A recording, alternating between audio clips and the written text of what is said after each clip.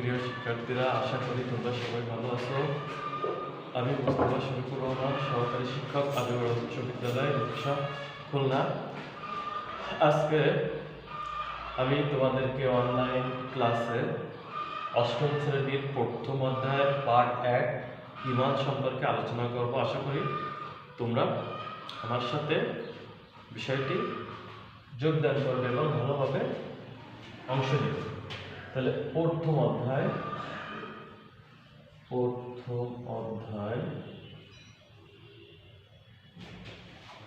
আকাইদ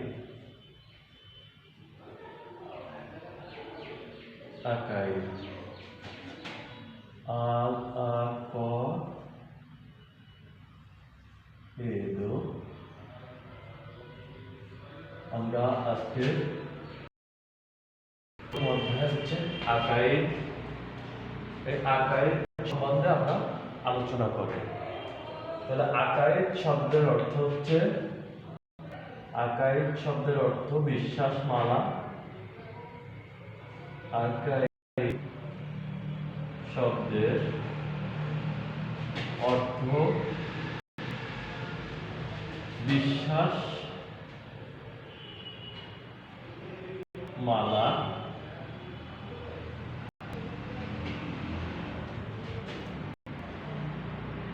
এটি 1 বছর।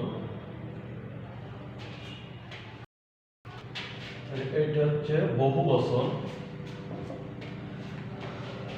আকাইদ শব্দটি হচ্ছে বহু বছর।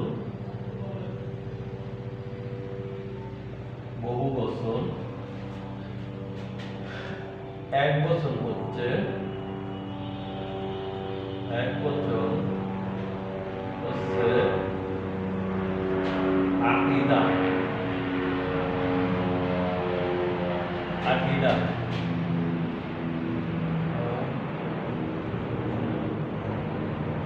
আকিদা।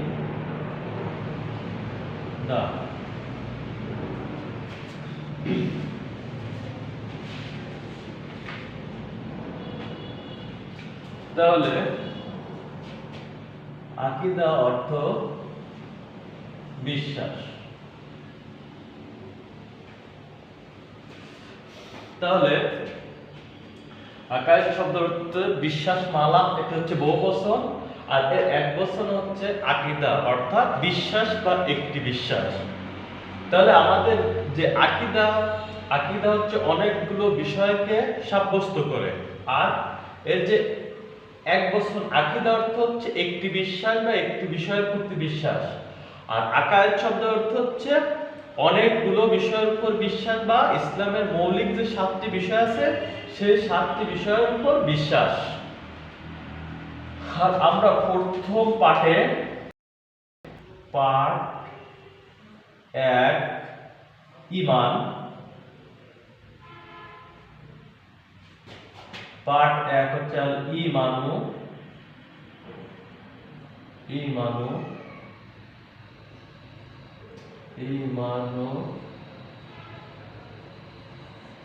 আমরা পার্ট 1 এ ঈমান সম্পর্কে আলোচনা করব।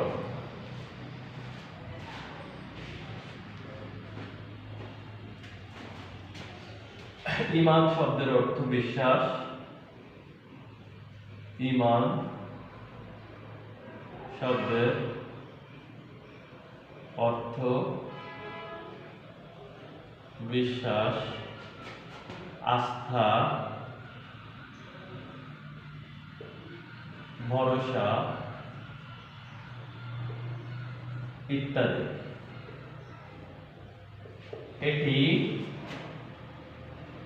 এটি আমনুন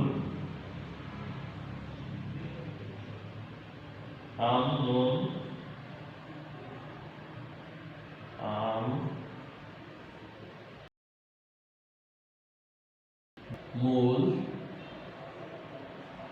ধাতু থেকে নির্ভর। তাহলে ঈমান শব্দের অর্থ হচ্ছে বিশ্বাস, আস্থা, ভরসা। আর এটি আমনুন মূল ধাতু থেকে নির্গত। ইসলামী শরীয়তের পরিভাষায়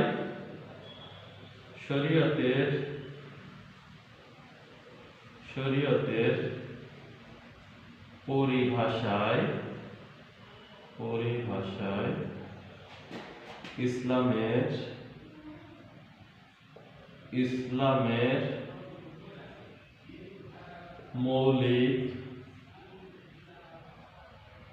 মৌলিক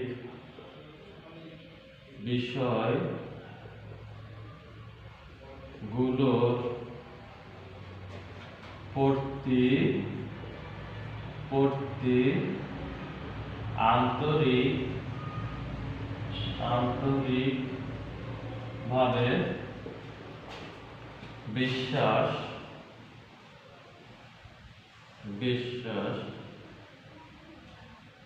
স্থাপন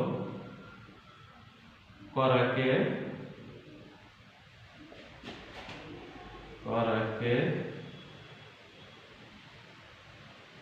ঈমান বলে।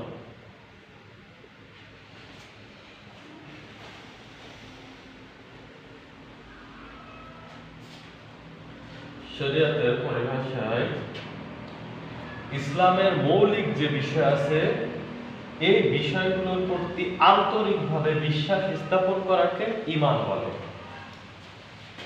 যেমন আল্লাহ তাআলা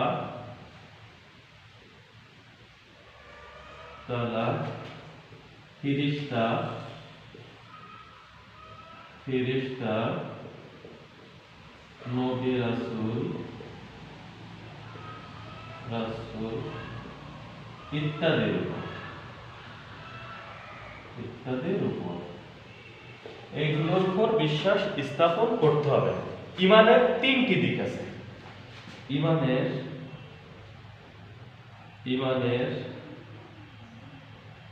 তিনটি দিক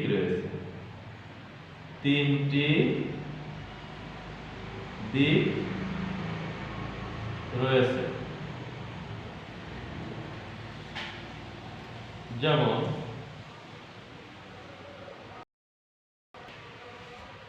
এক হচ্ছে অন্তরে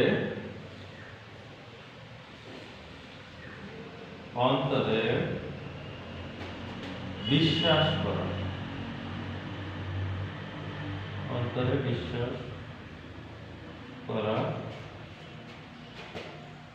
মুখে স্বীকার করা,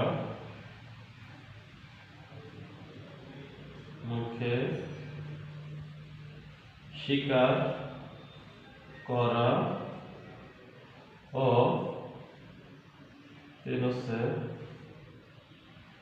তদনুযায়ী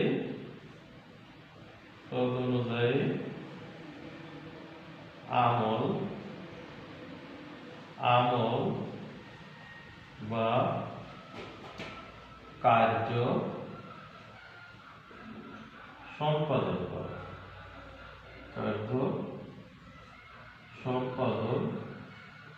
করা। তাহলে একজন লোক যদি সত্যিকারে ঈমানদার হয় বা মুমিন হয় তাহলে তার এই তিনটি বিষয় অবশ্যই মেনে নিতে হবে। তিনটি বিষয়ের প্রতি এই যে তিনটি দিক রয়েছে এই তিনটি দিকের প্রতি তাকে অবশ্যই মনোযোগী হতে হবে। এক নম্বর হচ্ছে অন্তরে বিশ্বাস স্থাপন করতে হবে, দুই হচ্ছে মুখে স্বীকার করতে হবে এবং তিন হচ্ছে তদনুযায়ী অন্তরে বিশ্বাস করা এবং মুখে স্বীকার করা এই দুইটি অনুযায়ী আমল বা কাজ করতে হবে। তাহলে সেই প্রকৃত ঈমানদার বা মুমিন হতে পারবে। আর এই ঈমানের 7টি বিষয় রয়েছে। ঈমানের 7টি মৌলিক বিষয় রয়েছে। যেমন ঈমানের 7টি বিষয় রয়েছে।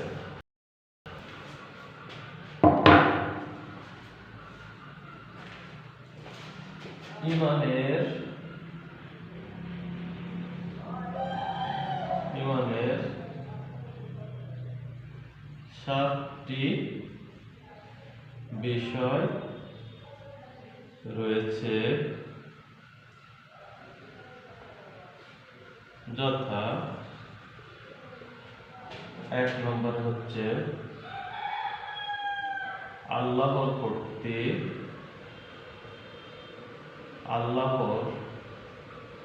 প্রতি বিশ্বাস। 2 হচ্ছে ফেরেশতাদের প্রতি বিশ্বাস, ফেরেশতাদের প্রতি বিশ্বাস। 3 হচ্ছে নবী রাসূলগণের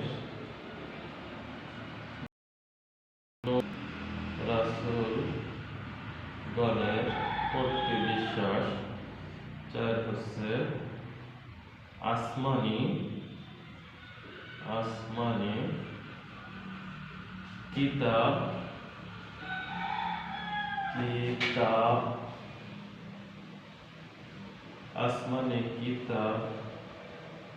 সমূহের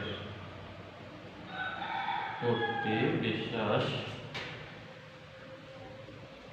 5 হচ্ছে তাকদীর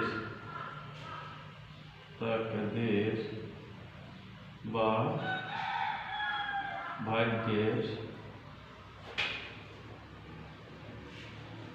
উপর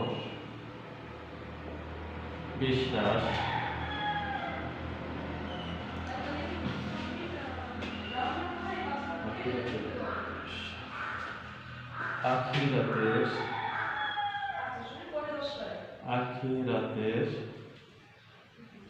আখিরাতের উপর বিশ্বাস।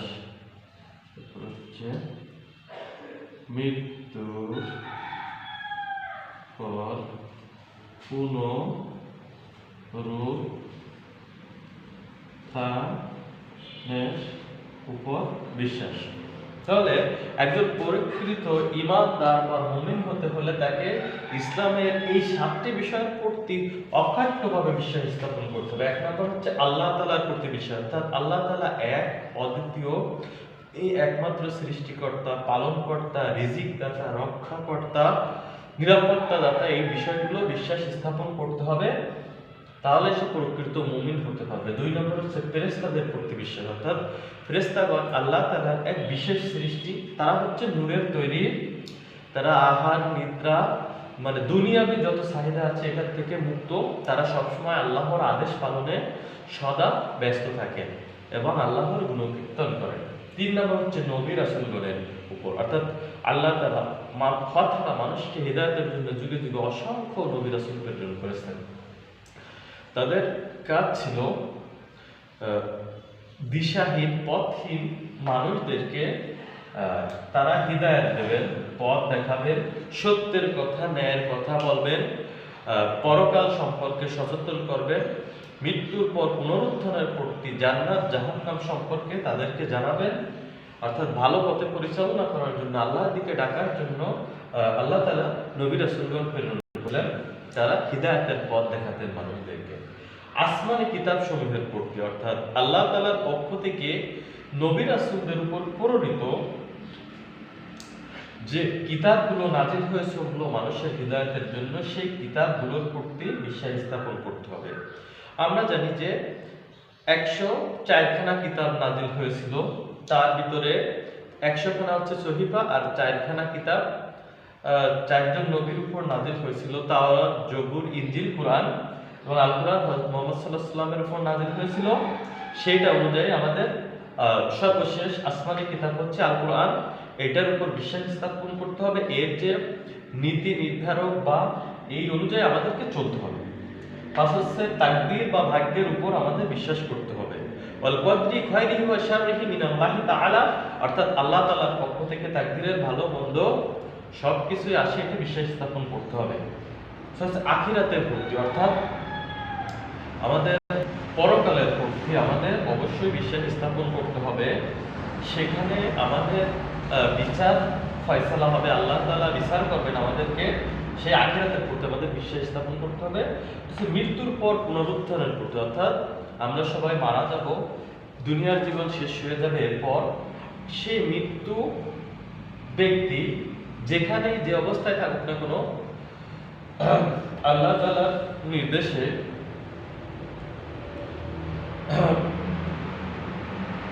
আল্লাহ তাআলার নির্দেশে পুনরায় তারা পুনরুত্থিত হবে এবং সেখানে আল্লাহ তাআলা বিচার ফয়সালা করে কারো জন্য জান্নাত, কারো জন্য জাহান্নাম নির্ধারিত হয়ে থাকবে এবং জান্নাতে রয়েছে অগণিত নিয়ামত, সুখ, শান্তি।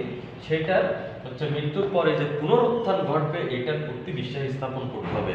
তাহলে এই 7টি বিষয়ের প্রতি যদি আমরা ঈমান আনতে পারি, বিশ্বাস স্থাপন করতে পারি, তাহলে আমরা প্রকৃত ঈমানদার বা মুমিন হতে পারবো, না হলে আমরা প্রকৃত ঈমানদার বা মুমিন হতে পারবো না।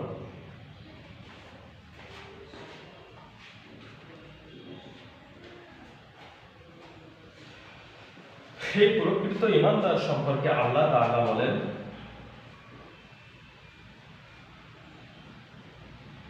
আল্লাহ তাআলা বলেন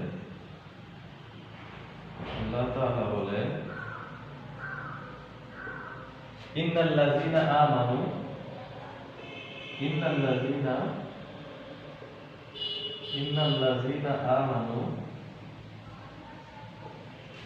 ওয়া আমিলুস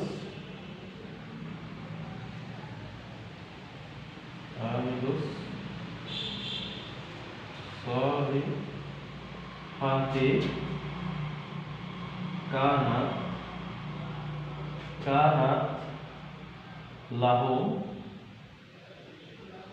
জান্নাতুল ফিরদাউসি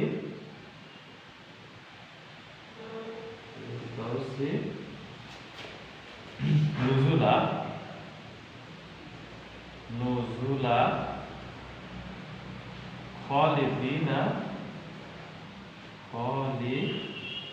খালিদিনা ফিহা। অর্থ, ইন্নাল্লাযীনা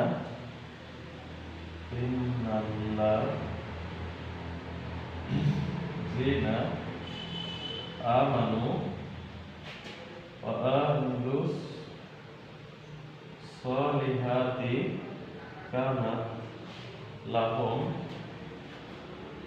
জান্নাতুল ফিরদাউসি নুজুলা খালিদিনা ফিহা। অর্থ, নিশ্চয়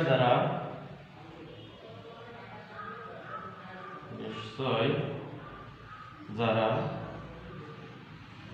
ঈমান এনেছে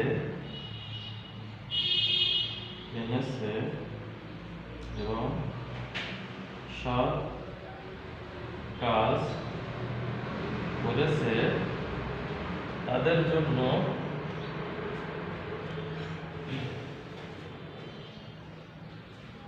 সৎ কাজ করেছে তাদের আপ্যায়নের জন্য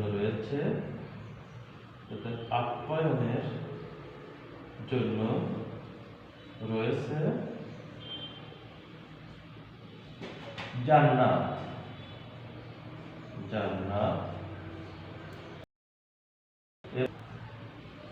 সেখানে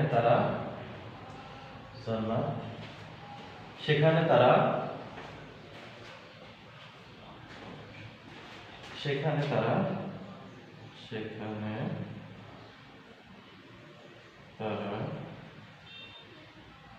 চিরকাল